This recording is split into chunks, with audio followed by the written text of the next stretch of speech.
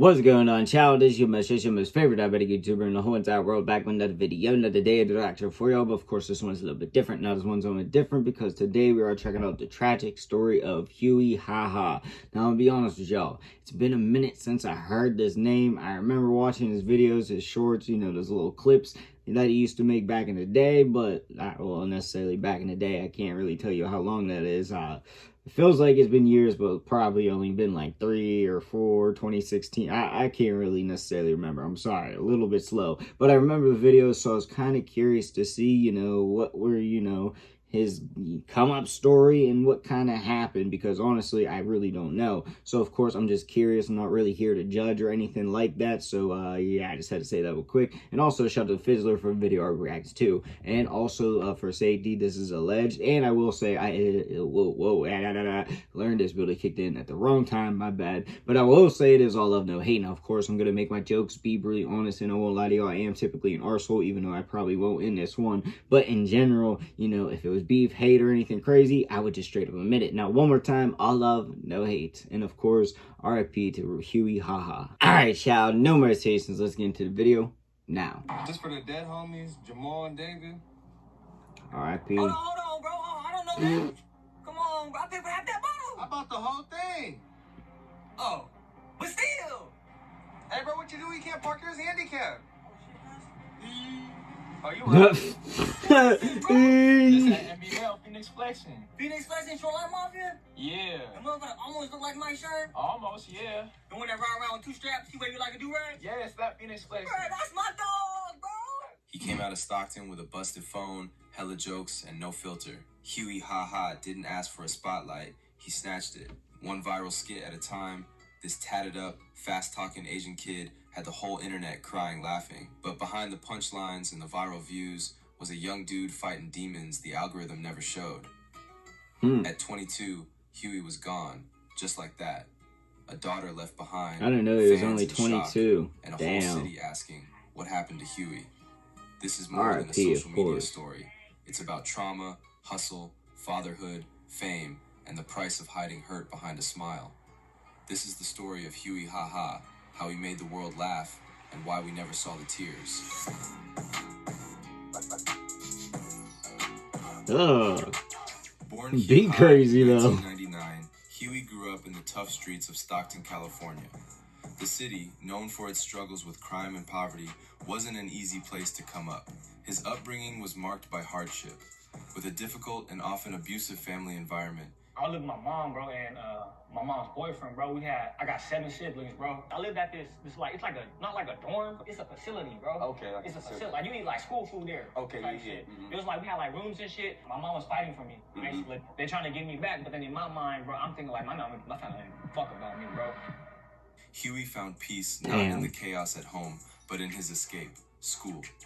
It wasn't just a place for education, it was his sanctuary. For him, school was the one place where he could feel like a kid, a place where he could laugh, dream, and imagine a different life. Makes While sense, I many kids guess. struggle with their home lives, Huey found the strength to keep going. The hardships he endured laid the foundation for a drive that would carry him far beyond the streets of Stockton. In 2019, Huey found an escape, a place where his voice could be heard by millions. He turned to the internet. Starting with YouTube, Huey began sharing his comedy. His personality exploded on the screen. One of his most iconic and viral skits, When You Try to Fight the Wrong Guy, amassed millions of views. What's up, bro? What you want to do, bro? What's up? I'm right here, bro. What's up? Bro, you serious? Yeah, You really want some of this, bro? Yeah. What's up? All right, bro. What's up? No. Hey, bro. You sure you want some of this, bro? Hey, bro. You sure you want some of this? Hell no. Hell Fans couldn't get enough no. of his quick wit, his expressive face, and that trademark mischievous laugh. Huey didn't just perform, he connected. Every video felt like a conversation with a close friend. His content was Definitely unpolished could have but been real, big. and that's what made him stand out. Yeah, man, that shit's just going crazy, bro. I dropped this video, When You Don't Like to Waste. That's my best video, bro. Man, I fucking hate Top Roller. Don't even fucking play with me, bro. What the fuck, bro? Don't even fucking play with me like that. Huey wasn't like the polished professional comedians you see on stage. He was raw, authentic, real in every sense of the word. Tatted up and unapologetically himself, Huey's brand of humor was relatable to anyone who'd ever Right. felt out of place. He didn't try to be someone else. He was the homie from the block, telling jokes that hit hard and fast, just like life itself. The wild energy he brought to every video was magnetic. He was the funny friend who always knew how to make you laugh, even when life wasn't easy. Fans weren't just watching his skits, they were living them, laughing with him, feeling seen in the process. His rawness wasn't just a gimmick, it was the foundation of everything he did. Behind every joke, every smile, there was a man who loved deeply. Huey was a father, one of the most important parts of his life. He and his partner, Heather Sazin, welcomed their daughter, Princess, also called Kaylani, and she became the center of Huey's world. How has fatherhood been for you? It's great, bro. Like, it's great, dude. Like, I just love it so much. I love when I come home, and then my daughter, she just comes running to the door, and she just screams like, ah! And she run around in like a circle, and then she comes back, and then she hugs me. It's like the best feeling, bro. In many of his posts, he shared moments with his daughter, speaking about how much she meant to him and how determined he was to give her a better life than the one he had. He often referred to her as his reason for everything he did.